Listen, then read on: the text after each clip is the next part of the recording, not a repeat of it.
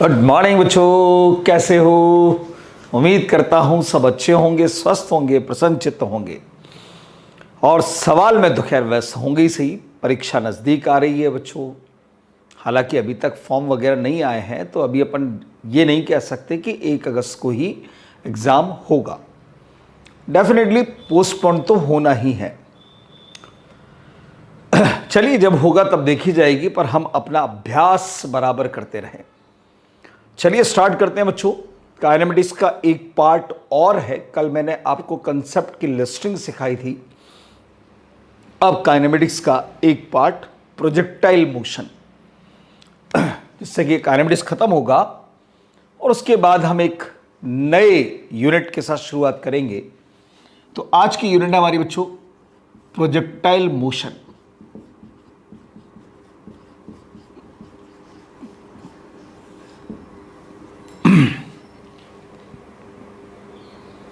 देखिए, projectile motion is the best example of 2 dimension motion. कैसे बच्चों? 2 डायमेंशन मोशन का बेस्ट एग्जाम्पल है, सपोज ये एक्स एक्सिस है बच्चों, ये वाई एक्स और ये ऑरिजिन है। यहां से आपने किसी पार्टिकल को किसी वेलोसिटी के साथ हॉरिजॉन्टल से किसी एंगल पर प्रोजेक्ट किया, तो इस पार्टिकल का पाथ कुछ आपको ऐसा दिखाई देता है। अब आप देख रहे हैं कि 2 मोशन का कॉम्बिनेशन हुआ है बच्चों। आपने इंक्लाइन पोजीशन पर फेंका तो हॉरिजॉन्टली वो इतना दूर जाकर गिरा, और वर्टिकली इसने कोई हाइट अचीव की है। इसका मतलब है कि हॉरिजॉन्टल मोशन और वर्टिकल मोशन का ये कॉम्बिनेशन है बच्चों।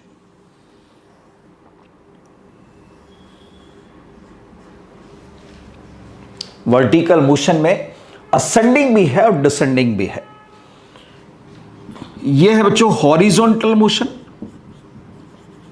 और यह है vertical motion. Both motions are independent to each other. दोनों मोशन एक दूसरे से अप्रभावित है, इंडिपेंडेंट है। हॉरिजॉन्टल वर्टिकल पर डिपेंड नहीं करेगा, वर्टिकल हॉरिजॉन्टल पर डिपेंड नहीं करेगा। पर अगर इनको दोनों को मिला दिया जाए तो रिजल्टेंट मोशन हमारे पास में बनता है प्रोजेक्टाइल मोशन। प्रोजेक्टाइल हम कहते किसको हैं? जिस पार्टिकल, जिस बॉडी को आप प्रोजेक्ट करते हैं उसको प्रोजेक्टाइल कहते हैं। ठीक है? जिस एंगल पर प्रोजेक्ट करते हैं उसको एंगल ऑफ प्रोजेक्शन कहते हैं। जिस वेलोसिटी से प्रोजेक्ट करते हैं उसको प्रोजेक्टेड वेलोसिटी कहते हैं। और जो पाथ डिस्क्राइब करता है उसको हम प्रोजेक्टाइल पाथ कहते हैं। और ये पाथ आपको एक पैराबोलिक पाथ नजर आ रहा होगा। तो इन दोनों मोशन का कॉम्बिनेशन जो बनेगा वो प्रोजेक्टाइल मोशन बनेगा बच्चों। प्रोजेक्टाइल मोशन जो हुआ वो इन दोनों मोशन का कॉम्बिनेशन है। अब कॉम्बिनेशन है बच्चों, तो इन दोनों और दोनों मोशन का कोई एक दूसरे से लेना देना भी नहीं है।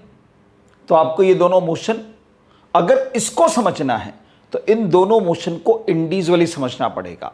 चलो, पर पहली बात। दूसरी बात, हमने हमेशा ये कहा काइनेमेटिक्स पार्ट 1 के अंदर कि direction of velocity is always represent direction of motion. अगर ये डायरेक्शन ऑफ मोशन है तो फिर पार्टिकल को इधर ही जाना चाहिए था, ये ऐसे क्यों गया? तो दिख रहा है यार बच्चों कि इस वेलोसिटी को हमने ना हॉरिजॉन्टल दिया ना वर्टिकल, हमने दिया इंक्लाइंड पोजीशन पर।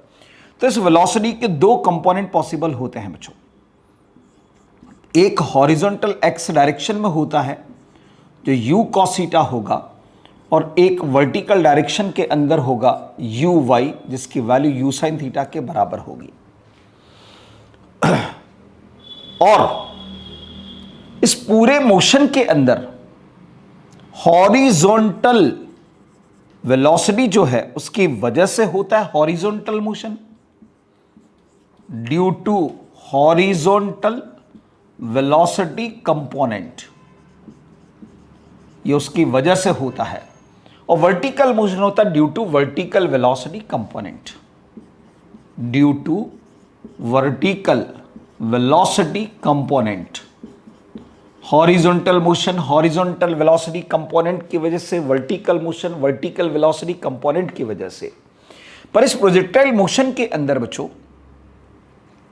हॉरिजॉन्टल डायरेक्शन के अंदर, चाहे वो इधर हो चाहे वो इधर हो, कोई एक्सेलरेशन नहीं होता है, कोई फोर्स नहीं होता है, क्योंकि आप एयर रेजिस्टेंस को नेग्लिजिबल मानकर चलते हो। पर वर्टिकल डायरेक्शन के अंदर जो एक्सेलेरेशन काम करता है वो एक्सेलेरेशन ड्यू टू ग्रेविटी काम करता है, जो कि हर जगह पर जी के बराबर ही काम करेगा बच्चों।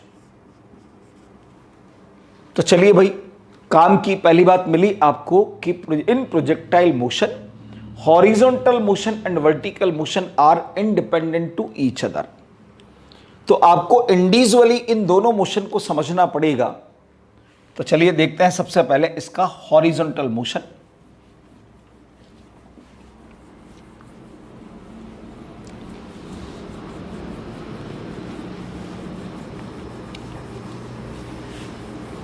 प्रोजेक्टाइल मोशन का सबसे पहले हॉरिजॉन्टल मोशन को देखेंगे बच्चों। हॉरिजॉन्टल मोशन, पार्टिकल को आपने ग्राउंड से किसी एंगल पर किसी वेलोसिटी के साथ प्रोजेक्ट किया है बच्चों। पार्टिकल ऐसे जाकर गिरा है, तो इस पार्टिकल की इनिशियल हॉरिजॉन्टल डायरेक्शन में जो वेलोसिटी होगी बच्चों, वो इसका हॉरिजॉन्टल कंपोनेंट होगा। अभी अभी आपने देखा कि हॉरिजॉन्टल डायरेक्शन के अंदर कोई एक्सेलरेशन या कोई फोर्स नहीं होता है बच्चों, ना कोई एक्सेलरेशन होगा ना कोई फोर्स होगा, क्योंकि एयर रेजिस्टेंस को नेग्लिजिबल कंसीडर करते हो। तो यहां अगर मैं आपसे पूछता हूं कि यार इनिशियल हॉरिजॉन्टल वेलोसिटी है कितनी, तो आप कहेंगे सर u cos थीटा है, पर डिपेंड्स ऑन इंक्लिनेशन। ध्यान रखना, अगर हॉरिजॉन्टल से एंगल है तो ही u cos थीटा है, वर्टिकल से अगर एंगल होगा तो ये u sin थीटा बन जाएगा। इसलिए सवाल में इंक्लिनेशन को बहुत ध्यान से पढ़िएगा, हॉरिजॉन्टल से दे रखा है कि वर्टिकल से दिया हुआ है। हॉरिजॉन्टल फोर्स की अगर मैं बात करता हूं बच्चों, हॉरिजॉन्टल फोर्स Fx तो 0 होगा, पर यहां पर मेंशन करना पड़ेगा if air resistance is negligible. जब तक सवाल के अंदर कंसीडरेशन नहीं दिया जाएगा तब तक आप कंसीडर करोगे भी नहीं। जैसा मोशन अंडर ग्रेविटी में भी होता है बच्चों, और फिर वर्टिकल मोशन होता ही वर्टिकल मोशन अंडर ग्रेविटी है यार। तो हॉरिजॉन्टल डायरेक्शन के अंदर तो कोई एक्सेलेरेशन है ही नहीं, वर्टिकल डायरेक्शन के अंदर ही है जी, पर हॉरिजॉन्टल में कोई एयर रेजिस्टेंस कंसीडरेबल नहीं किया जाएगा। जब फोर्स भी नहीं है बच्चों तो फिर एक्सेलरेशन भी 0 ही होगा। इसका मतलब हुआ बच्चों कि इस हॉरिजॉन्टल वेलोसिटी के पैरेलल या एंटी पैरेलल में ना तो कोई फोर्स है ना कोई एक्सेलरेशन है। और हमने काइनेमेटिक्स पार्ट 1 में चेंज इन वेलोसिटी के कंसेप्ट में देखा था कि वेलोसिटी के पैरेलल या एंटी पैरेलल में फोर्स या एक्सेलरेशन लगाने पर मैग्नीट्यूड चेंज हो जाता है, पर यहां तो कोई है नहीं। तो एक इंपॉर्टेंट नहीं, वेरी इंपॉर्टेंट बात आपको मिल गई है। In projectile motion horizontal velocity remains constant, remains constant. अब इस रिमेन्स कांस्टेंट का मतलब क्या, यह भी समझ लीजिए, ध्यान से देख लीजिएगा। इधर यहां से बॉडी को प्रोजेक्ट किया ना आपने किसी एंगल पर किसी वेलोसिटी के साथ, ऐसे जाकर गिरा। कांस्टेंट का मतलब होगा बच्चों जितना इनिशियल पॉइंट पर यहां पर ux आपको दिया गया है, वो u cos थीटा है या u sin थीटा है, जो भी है, यहां जाओगे तब भी वो ux ही रहेगा, यहां जाओगे तब भी वो हॉरिजॉन्टल में ux ही रहेगा, यहां जाओगे तब भी ux रहेगा, यहां जाओगे तब भी ux रहेगा। ये इस कांस्टेंट का मतलब है। और इसके अंदर दो बातें ऐसी है जो आपको हमेशा कैलकुलेट करनी आनी चाहिए, स्पेशल पॉइंट्स की फॉर्म में बता रहा हूं। पहला point, horizontal velocity Vx at any instant after projection, projection के बाद कहीं पर भी अगर आपको हॉरिजॉन्टल वेलोसिटी की आवश्यकता पड़ जाए, आफ्टर प्रोजेक्शन, हो सकता है वो यहां जरूरत पड़े, यहां जरूरत पड़े, कहीं पर भी जरूरत पड़े, तो वो वी एक्स की वैल्यू यू एक्स के बराबर ही होगी, ऑलवेज रिमेन्स कांस्टेंट। जरूरत ही नहीं है कैलकुलेट करने की, जो इनिशियल के अंदर है बस वही होगा। ये पहली बात। दूसरी बात, horizontal displacement x at any time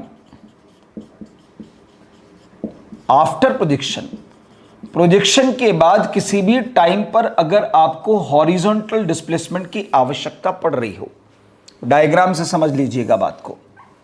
ये कंसेप्ट बता रहा हूं, ये बहुत ही इंपॉर्टेंट कंसेप्ट्स हैं। इनको अगर आपने समझ लिया तो फिर प्रोजेक्टाइल मोशन के अंदर फिर आपको कुछ करने की आवश्यकता नहीं पड़ेगी और कभी भी भूलोगे भी नहीं। मान लो प्रोजेक्शन के बाद टी टाइम में पार्टिकल यहां पहुंच गया, टी सेकंड के अंदर यहां पहुंच गया है, तो हॉरिजॉन्टल डिस्प्लेसमेंट जो होगा बच्चों वो ये वाला होगा। ये एक्स मुझे कैलकुलेट करके देना है। अब मुझे मालूम है कि हॉरिजॉन्टल डायरेक्शन के अंदर वेलोसिटी हमेशा कांस्टेंट होती है, और जब वेलोसिटी कांस्टेंट होती है तो एक्सेलरेशन जीरो ही होता है। तो फिर कंसेप्ट लगता है velocity equal to displacement upon time. तो displacement, horizontal displacement is equal to हो जाएगा बच्चों horizontal velocity into given time, जो भी टाइम आपको दे रखा होगा, यानी x इक्वल टू बनेगा ux इंटू टी के बराबर। हॉरिजॉन्टल मोशन में ये दो चीजें कैलकुलेट करनी आपको आनी चाहिए। यहां पर होता है हॉरिजॉन्टल मोशन का द एंड। प्रोजेक्टाइल मोशन में इससे ज्यादा हॉरिजॉन्टल मोशन में कुछ पूछ ही नहीं सकता। कुछ भी पूछ ले, वो कुछ भी पूछ ले, इन दो से ही कैलकुलेट होगा वो। मान लो मैं कह दूं आपसे कि किसी पार्टिकल को हॉरिजॉन्टल से 30 डिग्री के एंगल पर 50 मीटर पर सेकंड से प्रोजेक्ट किया गया, एक सेकंड के बाद उसका हॉरिजॉन्टल मोमेंटम बताइए।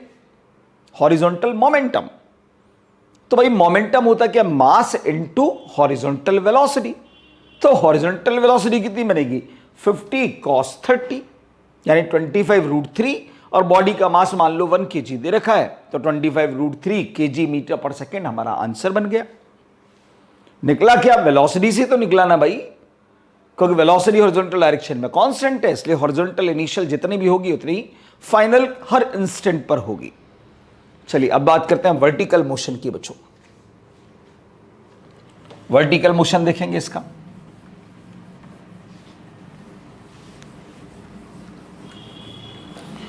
हॉरिजॉन्टल वर्टिकल अगर आपने दोनों को समझ लिया तो हॉरिजॉन्टल वर्टिकल का रिजल्टेंट ही तो प्रोजेक्टाइल मोशन है।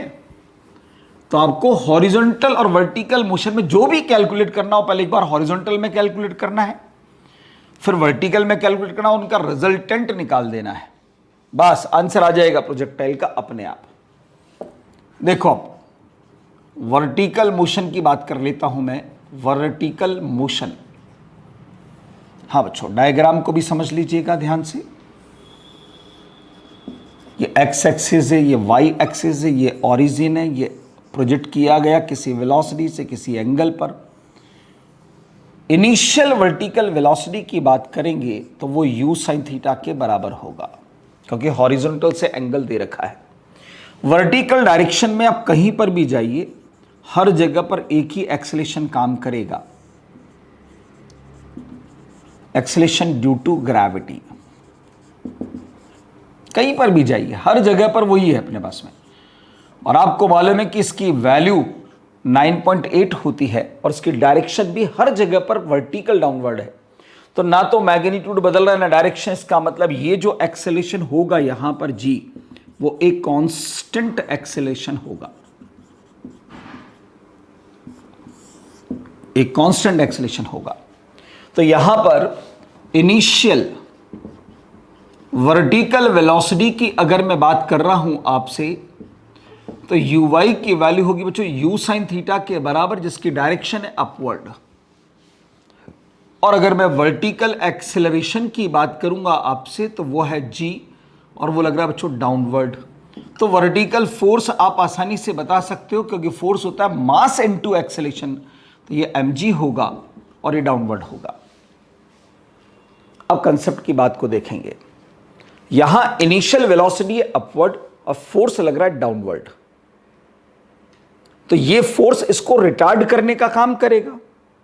तो पार्टिकल जैसे जैसे ऊपर जाता जाएगा वैसे वैसे वर्टिकल वेलोसिटी का अमाउंट कम होता जाएगा, और हाईएस्ट पॉइंट पर जाकर vertical velocity becomes zero.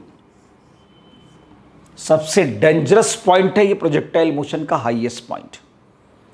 Highest point पर जाकर वेलोसिटी जीरो नहीं होती है, वर्टिकल वेलोसिटी जीरो होती है।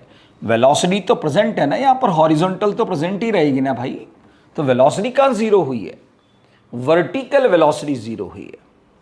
और यहां जाकर देखें तो हर इंस्टेंट पर दो कंपोनेंट है, एक हॉरिजॉन्टल एक वर्टिकल, एक हॉरिजॉन्टल एक कम, पर वर्टिकल हाईएस्ट पॉइंट पर जाकर वर्टिकल कंपोनेंट जीरो हो गया। इसका मतलब है कि इस इंस्टेंट पर वेलोसिटी मिनिमम हो जाती है, इस इंस्टेंट पर वेलोसिटी मिनिमम हो जाती है। और तीसरी सबसे इंपॉर्टेंट बात कि यही वो एक ऐसा इंस्टेंट है जहां पर वेलोसिटी और एक्सेलरेशन दोनों परपेंडिकुलर होते हैं। तो in projectile motion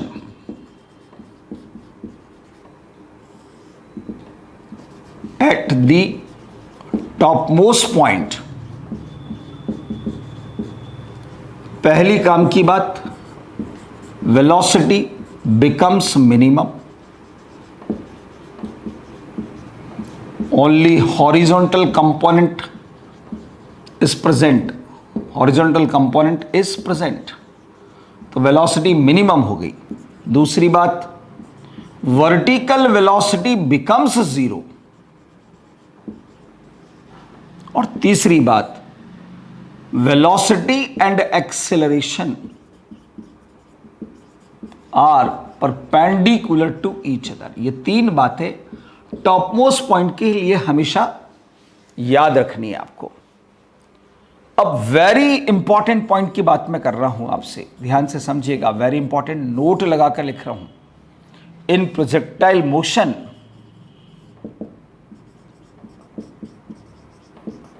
vertical acceleration ay constant है, therefore equations of motion are applicable in vertical direction. Vertical direction, vertical acceleration constant, तो वर्टिकल डायरेक्शन में ही आपको इक्वेशन ऑफ मोशन को लगाना होगा। जैसे पहली इक्वेशन को आप ऐसे लिखेंगे, vy equals to uy plus ay into t. दूसरी इक्वेशन को लिखोगे आप sy equals to uy t plus half ay t square. तीसरी इक्वेशन को लिखोगे vy square equals to uy square plus twice ay sy। ऐसे आपको इक्वेशन ऑफ मोशन को यूज करना होगा वर्टिकल डायरेक्शन के अंदर। प्रोजेक्टाइल मोशन में हॉरिजॉन्टल में सिर्फ दो चीज, horizontal velocity at an instant and horizontal displacement after time t। Vertical motion में कुछ भी निकालना हो इन तीन इक्वेशन की मदद से ही निकलेगा। अब प्रोजेक्टाइल मोशन के अंदर मेरे हिसाब से तो प्रोजेक्टाइल मोशन यहां कंप्लीट। रीजन, क्योंकि मुझे कुछ भी निकालना हो प्रोजेक्टाइल के अंदर, हॉरिजॉन्टल और वर्टिकल का रिजल्टेंट बनाकर निकालना है, क्योंकि दो मोशन का कॉम्बिनेशन है भाई। तो मुझे हॉरिजॉन्टल में भी सोचना है, वर्टिकल में भी सोचना है, फिर उनका रिजल्टेंट निकालना। और वर्टिकल और हॉरिजॉन्टल का रिजल्टेंट वेक्टर फॉर्म से ज्यादा आसान होता है, वेक्टर फॉर्म से ज्यादा आसान होता है। पर उससे पहले मैं आपको कुछ पॉइंट्स बताऊं, उससे पहले मैं आपको necessary condition for projectile motion बता देता हूं बच्चों, जो काम आएगा आपके इलेक्ट्रोस्टैटिक में भी काम आएगा, मैग्नेटिक फील्ड में भी काम आएगा, ध्यान रखना। क्योंकि कंडीशन ही पता नहीं होती बच्चों को कि प्रोजेक्टाइल पाथ बनेगा कि नहीं बनेगा। क्योंकि एक बार सवाल पूछा गया था, ऐसा सवाल क्या पूछा गया था, इलेक्ट्रिक फील्ड के अंदर का सवाल है 12th क्लास का। आपको ऐसे यूनिफॉर्म इलेक्ट्रिक फील्ड दिया गया बच्चों,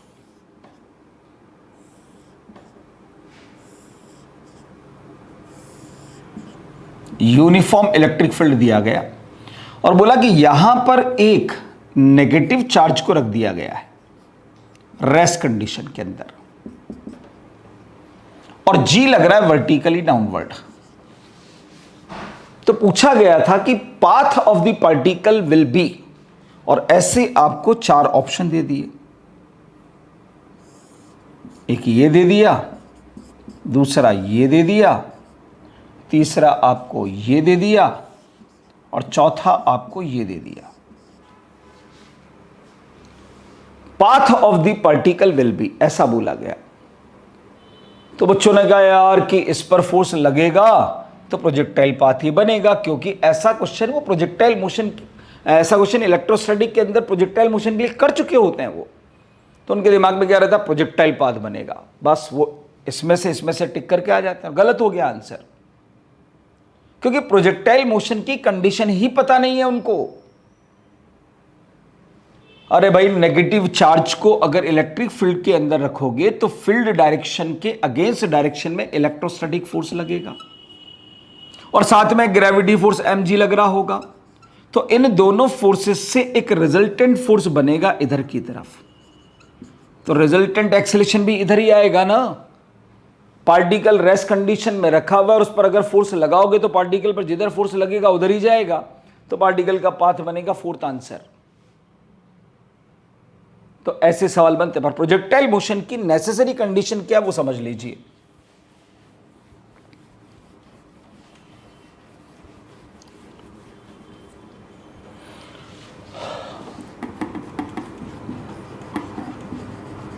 necessary condition for projectile motion.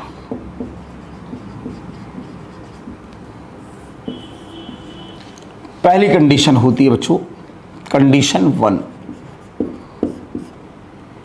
Particle should be projected in uniform field. अब चाहे वो यूनिफॉर्म इलेक्ट्रिक फील्ड हो, चाहे यूनिफॉर्म ग्रेविटेशनल फील्ड हो, चाहे यूनिफॉर्म मैग्नेटिक फील्ड हो, पार्टिकल को यूनिफॉर्म फील्ड के अंदर ही प्रोजेक्ट करना चाहिए। ठीक है, पहली कंडीशन है। और यूनिफॉर्म फील्ड का मतलब होगा कि फील्ड लाइंस इक्वी डिस्टेंस पर और एक दूसरे के पैरेलल होनी चाहिए। जैसे यहां पर अर्थ का ग्रेविटेशनल फील्ड है, तो यहां पर ग्रेविटी फोर्स फील्ड लाइंस जो होंगी वो ऐसे होंगी बच्चों, वर्टिकली डाउनवर्ड इक्वी डिस्टेंस पर होंगी। यूनिफॉर्म ग्रेविटेशनल फील्ड बोलते हैं बच्चों इसको, यूनिफॉर्म ग्रेविटेशनल फोर्स फील्ड। तो इसके अंदर ही प्रोजेक्ट किया जाता है हमारा। दूसरा, force at an oblique direction to the direction of velocity. Oblique direction का मतलब होता है बच्चों, ऑब्लिक डायरेक्शन का मतलब बता देता हूं यहां, आइदर एट एक्यूट और obtuse angle. 0 degree 180 degree valid नहीं है, या तो एक्यूट एंगल पर हो या ऑब्ट्यूस पर हो। वेलोसिटी से फोर्स एक्यूट या ऑब्ट्यूस एंगल पर होना चाहिए, क्योंकि प्रोजेक्टाइल मोशन के अंदर वेलोसिटी की डायरेक्शन भी बदलती है और मैग्नीट्यूड भी बदलता है, दोनों बदलते हैं एक साथ। तो देखो आप जरा ध्यान से, इनिशियली देखें तो इनिशियल वेलोसिटी ये है बच्चों, और इस पर एक्सेलरेशन ड्यू टू ग्रेविटी ऐसे काम करेगा। अगर मैं इस वेलोसिटी के लाइन ऑफ एक्शन को पीछे की तरफ एक्सटेंड कर देता हूं बच्चों, तो ये एंगल जो बनेगा टोटल, ये 90 प्लस थीटा होगा, तो ये एंगल 90 माइनस थीटा आएगा, क्योंकि 180 में से आप 90 प्लस थीटा को सब्ट्रैक्ट, ये 90 डिग्री का एंगल है भाई, सब्ट्रैक्ट करोगे तो ये 90 माइनस थीटा ही आएगा, तो 90 माइनस थीटा एंगल होगा ये वाला। अब अगर आप इस जी के कंपोनेंट करोगे बच्चों, तो ये कंपोनेंट आएगा जी कॉस 90 माइनस थीटा, मतलब कि जी साइन थीटा, और दूसरा कंपोनेंट जाएगा इधर की तरफ जी, ये साइन वाला है तो ये कॉस वाला बनेगा। अब ध्यान से देखो, ये कंपोनेंट वेलोसिटी के परपेंडिकुलर है और ये कंपोनेंट इस वेलोसिटी के एंटी पैरेलल है। तो काइनेमेटिक्स पार्ट 1 के अंदर आपने चेंज इन वेलोसिटी का कंसेप्ट पढ़ा था कि वेलोसिटी के पैरेलल या एंटी पैरेलल में अगर फोर्स या एक्सेलरेशन काम करता है तो मैग्नीट्यूड चेंज के लिए रिस्पॉन्सिबल होता है, और अगर परपेंडिकुलर में काम करता है तो डायरेक्शन चेंज के लिए रिस्पॉन्सिबल होता है। तो ये कंपोनेंट इस वेलोसिटी की डायरेक्शन को लगातार चेंज कर रहा होगा और ये कंपोनेंट इस वेलोसिटी के मैग्नीट्यूड को लगातार चेंज कर रहा होगा। तो ये दो कंडीशन नेसेसरी कंडीशन होती है प्रोजेक्टाइल मोशन के लिए। ठीक है, अब देखते हैं जरा कुछ स्पेशल पॉइंट है बच्चों जो आपको कैलकुलेट करने आने ही चाहिए। बाकी time of flight, maximum height, range, इन सब की तो फॉर्मूले आप सबको पता है। कुछ बातें ऐसी हैं 2 3 4 जिनको आपको कैलकुलेट करना आना चाहिए। ठीक है, जैसे स्पेशल पॉइंट्स के थ्रू मैं इन बातों को समझाता हूं। पहला point, velocity v vector at any time after projection. Projection के बाद किसी भी टाइम पर वेलोसिटी आपको चाहिए, वेलोसिटी चाहिए, ध्यान रखना, हॉरिजॉन्टल वर्ड नहीं लिखा हुआ, वेलोसिटी चाहिए। हो सकता है सवाल के अंदर आपको इस वेलोसिटी की जरूरत पड़ जाए, या हो सकता है कि सवाल के अंदर पूछा ही वेलोसिटी जाए। जैसे मैं एक सवाल बोलता हूं तो आपको चीज क्लियर होगी। मैंने कह दिया आपसे, मान लो कि particle of mass 1 kg is projected at an angle 30 degree from horizontal with velocity 30 metre per second. Particle का मास दे दिया, एंगल ऑफ प्रोजेक्शन दे दिया, प्रोजेक्टेड स्पीड दे दिया आपको। अब बोल दिया आपसे कि find kinetic energy of the particle after 1 second. अब काइनेटिक एनर्जी क्या होती है भाई? Half mv²। तो उसमें v कौन सा लोगे? 1 सेकेंड के बाद जो वेलोसिटी होगी वही तो लोगे ना। अब आपको अगर 1 सेकेंड के बाद वेलोसिटी कैलकुलेट करना ही नहीं आता तो काइनेटिक एनर्जी निकाल कैसे लोगे आप? तो यहां हमें वेलोसिटी रिक्वायर्ड है। ठीक है, हो सकता है मैं आपसे find velocity of particle after 1 second, या वेलोसिटी पूछा गया है। ठीक है, तो ऐसे आपको इसकी जरूरत भी पड़ सकती है और डायरेक्ट भी पूछा जा सकता है, समझिएगा। यहां से आपने पार्टिकल को प्रोजेक्ट किया है, किसी न किसी वेलोसिटी से प्रोजेक्ट किया होगा, किसी एंगल पर प्रोजेक्ट किया होगा, पार्टिकल ऐसे जाकर गिरा। अब t सेकंड के बाद पार्टिकल की पोजीशन कहीं पर भी हो सकती है, पर ये इनिशियल वेलोसिटी के 2 कंपोनेंट, सबसे पहले तो यही करने हैं आपको बिना सोचे समझे। ये दोनों कंपोनेंट तैयार कर लो पहले। अब t सेकंड के बाद मान लो पार्टिकल यहां पर है, यानी यहां से लेकर यहां तक का टाइम आपको दे दिया गया है। इस पर्टिकुलर इंस्टेंट पर जो वेलोसिटी होगी बच्चों, ऑब्वियसली वो टेंजेंशियल डायरेक्शन में ही होगी भाई। ये P पॉइंट मान लेता हूं इसको, तो मैं VP कैलकुलेट करना चाहता हूं, यानी इस P पॉइंट पर वेलोसिटी की जरूरत है मुझे, तो ये वेलोसिटी मुझे कैलकुलेट करनी है। तो ध्यान से देखो, ये वेलोसिटी ना तो पूरी तरीके से हॉरिजॉन्टल है ना पूरी तरीके से वर्टिकल है। इसका मतलब ये इंक्लाइंड पोजीशन पर है, और इंक्लाइंड पोजीशन पर अगर है तो इस वेलोसिटी के कंपोनेंट तो पॉसिबल होंगे ही सही। हॉरिजॉन्टल से कोई ना कोई तो एंगल बना ही रहा होगा ना यार, ये अल्फा। हो सकता है मैं अल्फा ही पूछ लूं आपसे कि बताओ भैया t सेकंड के बाद पार्टिकल की वेलोसिटी कितने एंगल पर होगी। पर जितने भी एंगल पर होगी, इतना मुझे मालूम है कि इसका एक कंपोनेंट हॉरिजॉन्टल बनने वाला है और एक कंपोनेंट वर्टिकल बनने वाला है, और इन दोनों कंपोनेंट का ही ये रिजल्टेंट बनने वाला है। ठीक है, तो वेलोसिटी एट एनी टाइम अगर आपको देखना है ना, तो आप v vector is equal to आप लिख सकते हो वी एक्स आई कैप प्लस वी वाई जे कैप। इन दोनों कंपोनेंट का ही रिजल्टेंट है ये, तो आपको ये वेलोसिटी निकालनी ही पड़ेगी। बस में वी एक्स क्या चीज है, वी एक्स है हॉरिजॉन्टल वेलोसिटी, जिसके बारे में दिमाग ही नहीं लगाना हमें, क्योंकि horizontal velocity always remains constant which is always equal to initial horizontal velocity. तो ये तो बेटा यू एक्स के बराबर ही होगा। वी वाई क्या है, वर्टिकल वेलोसिटी है बच्चों। वी वाई क्या है, वर्टिकल वेलोसिटी। और मैंने कहा था कि वर्टिकल डायरेक्शन में कुछ भी कैलकुलेट करना हो, कुछ भी कैलकुलेट करना हो, इक्वेशन ऑफ मोशन से ही आएगा। तो मुझे मालूम है वही इनिशियल वर्टिकल वेलोसिटी ऊपर की तरफ है, जी नीचे की तरफ वगैरह है, तो यहां पर वी वाई की जो वैल्यू कैलकुलेट होगी वो u y minus g t से होगी। तो आप वी एक्स भी कैलकुलेट कर चुके हो, वी वाई भी कैलकुलेट कर चुके हो, तो वेलोसिटी वेक्टर आ गया आपके पास में। वी एक्स की जगह पर आप यू एक्स और वी वाई की जगह पर आप u y minus g t. Generalise form के अंदर मैंने वेलोसिटी आपको निकाल कर दे दी है बच्चों। अब इसको थीटा की फॉर्म में अगर लिखना चाहते हो तो लिख सकते हो। अब यू एक्स की जगह पर आपका आ जाएगा यू कॉस थीटा और यू वाई की जगह पर होगा you sine theta minus g t j cap. ये लीजिए, अब थीटा की टर्म्स में मैंने वेलोसिटी आपको निकाल कर दे दी है बच्चों। अब जैसा मैंने कहा कि हो सकता है कि वो आपसे अल्फा पूछ ले आपसे, तो मुझे मालूम है यार कि वेक्टर फॉर्म से अगर मुझे अल्फा निकालना है तो tan alpha equal to coefficient of j cap upon coefficient of i cap होता है बच्चों। तो tan alpha is equal to आपको लिखना होगा v y upon v x. V y की वैल्यू आप निकाल चुके हो u y minus g t, और ये यू एक्स है। यू वाई की वैल्यू भी आप निकाल चुके हो u sine theta minus g t upon u cos theta.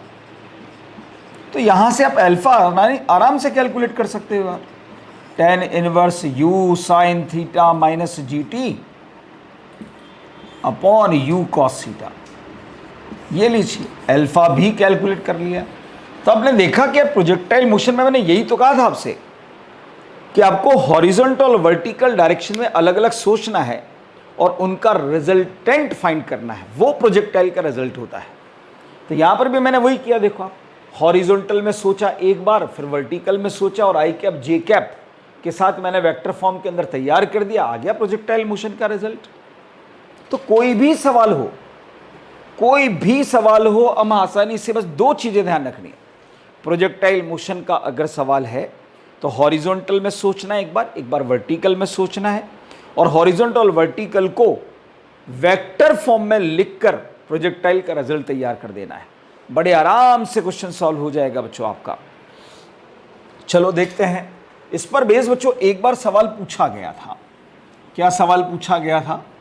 Standard question है वो, और उसको स्टैंडर्ड फॉर्म में ही करें तो ज़्यादा अच्छा होगा। देखो अब जरा ध्यान से,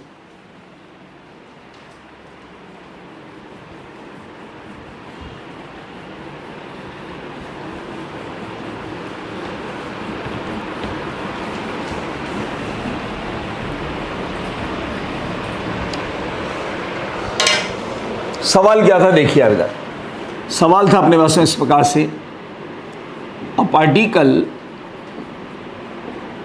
इज प्रोजेक्टेड फ्रॉम ग्राउंड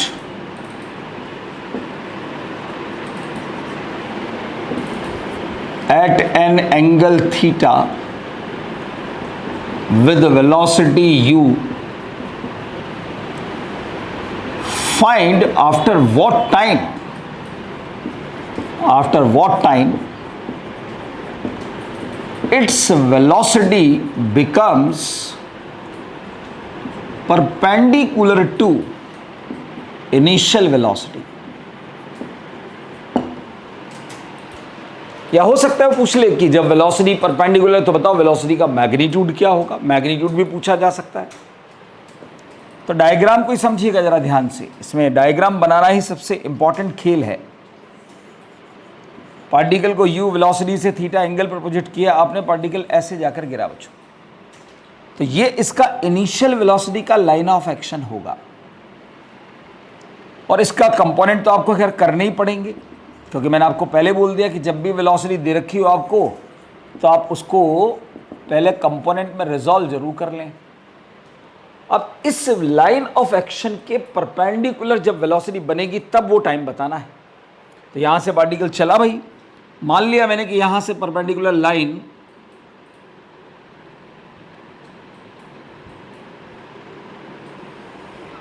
ये आ गई कुछ, ये परपेंडिकुलर है, तो पार्टिकल जब यहां पहुंचेगा तब उसकी ये वेलोसिटी जो होगी वो इस इनिशियल वेलोसिटी के परपेंडिकुलर होगी।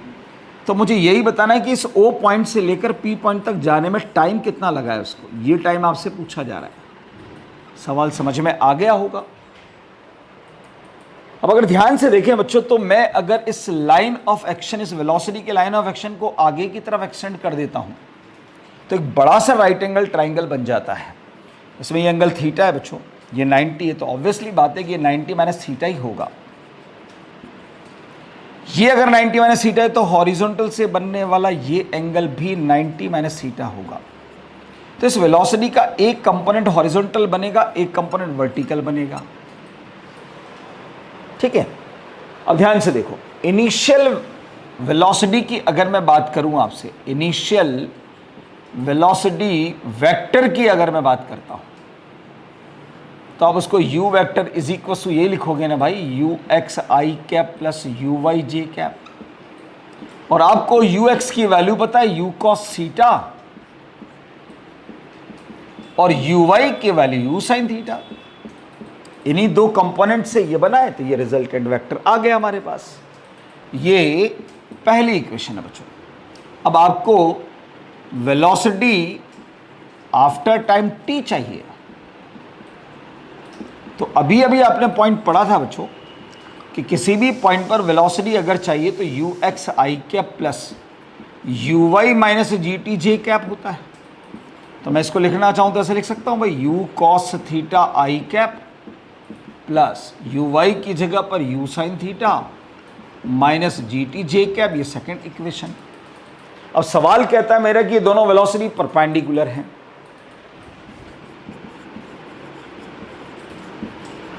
अकॉर्डिंग टू क्वेश्चन की अगर मैं बात करता हूं तो velocity vector is perpendicular to u vector है, तो देयरफॉर वी वेक्टर और यू वेक्टर का डॉट प्रोडक्ट 0 होना चाहिए। तो ये आपको वेक्टर में पढ़ाया गया है कि जब दो वेक्टर परपेंडिकुलर होते हैं तो उनका डॉट प्रोडक्ट 0 होता है। अब डॉट प्रोडक्ट करने का तरीका क्या होता है, आई कैप को आई कैप से, जे कैप को जे कैप से और के कैप को के कैप से किया जाता है। तो ध्यान से देखो, इस आई कैप वाले को इस आई कैप वाले से अगर करोगे तो ये हो जाएगा you square cos square theta, और जे कैप वाले को इस ब्रैकेट के साथ जे कैप वाले के साथ करोगे तो ये दोनों मल्टीप्लाई होंगे, minus you sine theta G T बराबर 0। मुझे टी चाहिए बच्चों, तो इस पूरी टर्म को उठाकर इधर ले जाता हूं, इधर से यू स्क्वायर को कॉमन ले लेता हूं, तो ब्रैकेट में आएगा cos square theta plus sine square theta. यहां पर ये you sine theta into G T, ये तो 1 बन गया। एक यू से एक यू को काट दीजिए और यहां से जी साइन थीटा को नीचे ले आओ तो टाइम आ गया। यहां बचा अपने पास में u और नीचे आ जाएगा g इंटू साइन थीटा। ये लीजिए, इतने टाइम के बाद ये वेलोसिटी इस वेलोसिटी के परपेंडिकुलर हो जाएगी। पर मैंने ये भी कहा था आपसे कि आपसे पूछा जा सकता है कि इस इंस्टेंट पर इस वेलोसिटी का मैग्नीट्यूड कितना होगा। तो अगर आपसे मैग्नीट्यूड पूछ लेता है बच्चों, तो ऐसे सवाल करने का आसान सा तरीका है कि जिस भी इंस्टेंट पर आपसे वेलोसिटी पूछी जाए उसका हॉरिजॉन्टल कंपोनेंट देखो कितना है। ये हॉरिजॉन्टल कंपोनेंट जो बनेगा वो बनेगा v cos 90 माइनस थीटा, यानी कि v sin थीटा। तो मुझे मालूम है कि in projectile motion horizontal velocity remains constant, तो यहां पर Vx जो होगा वो डेफिनेटली Ux के बराबर ही होगा, हॉरिजॉन्टल के बराबर ही होगा ना। तो V sin थीटा की वैल्यू जो बनेगी वो u cos थीटा के बराबर ही बनेगी। तो यहां से v कैलकुलेट कर लीजिए आप, u cos theta upon sine theta. इसको मैं ऐसे लिख सकता हूं, ध्यान से देखो, v equals u cot theta, या लिखना चाहूं तो u अपॉन टेन थीटा भी लिख सकता हूं, या लिखना चाहूं तो मैं इसको u cos थीटा और 1 upon sine theta cosec theta होता है, तो यहां कॉसेक थीटा भी लिख सकता हूं। ये हमारा आंसर बन गया बच्चों, वेलोसिटी का मैग्नीट्यूड।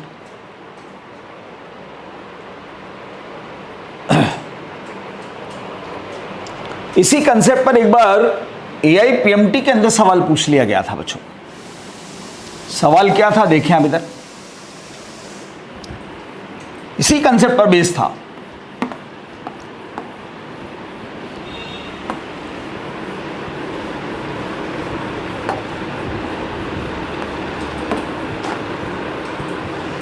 सवाल में एक डायग्राम दिया गया, कुछ ऐसा डायग्राम था।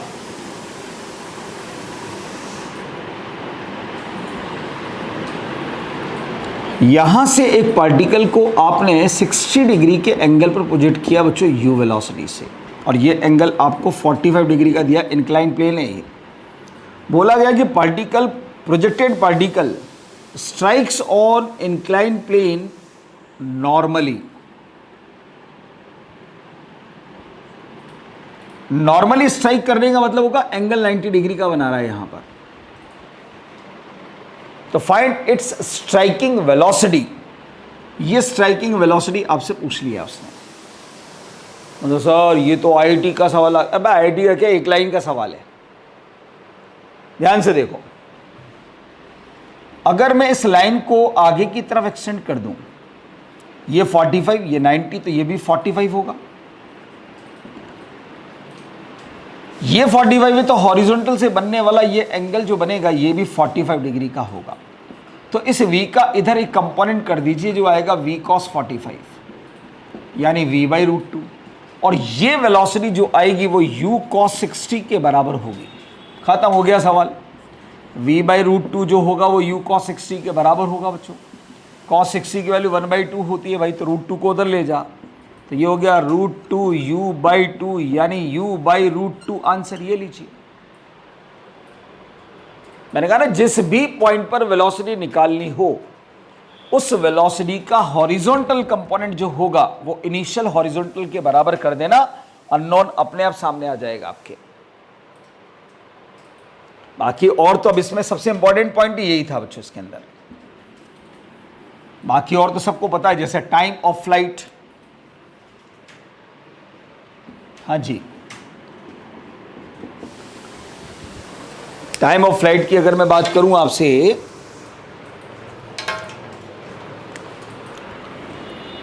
टाइम ऑफ फ्लाइट,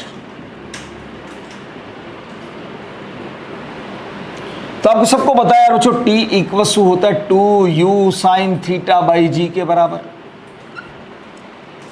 इसी को मैं लिखना चाहूं तो मैं इसको ऐसे लिख सकता हूं यार, t equals to 2uy by G करके भी लिख सकता हूं, क्योंकि uy ही u साइन थीटा होता है। यहां से देखो तो 2/g इसमें कांस्टेंट टर्म है, तो time of flight is proportional to uy हो जाएगा। जब भी प्रोपोर्शनल में कोई भी दो फिजिकल क्वांटिटीज होती है तो कंपेयर करने में बड़ा काम करती है बच्चों। दो पार्टिकल्स को अगर प्रोजेक्ट किया जाए मान लो, तो जिस पार्टिकल का इनिशियल वर्टिकल वेलोसिटी ज़्यादा होगा उसी का टाइम ऑफ फ्लाइट ज़्यादा होगा, जिसका uy कम होगा उसका टाइम ऑफ फ्लाइट भी कम होगा। पर ये जो फॉर्मूला निकल कर आया है ना, ये केवल और केवल ग्राउंड टू ग्राउंड प्रोजेक्शन के लिए ही एप्लीकेबल है, एप्लीकेबल ओनली फॉर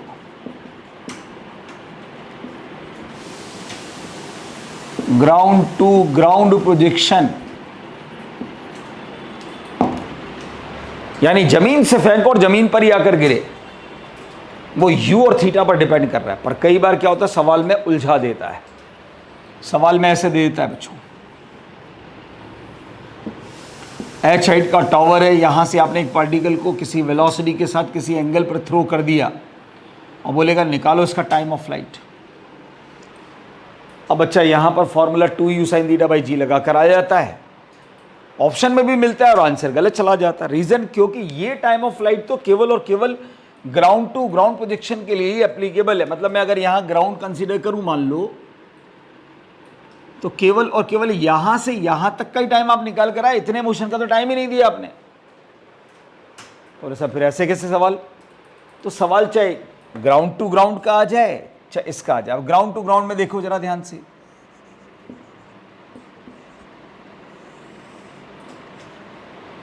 ऐसे गिरता है।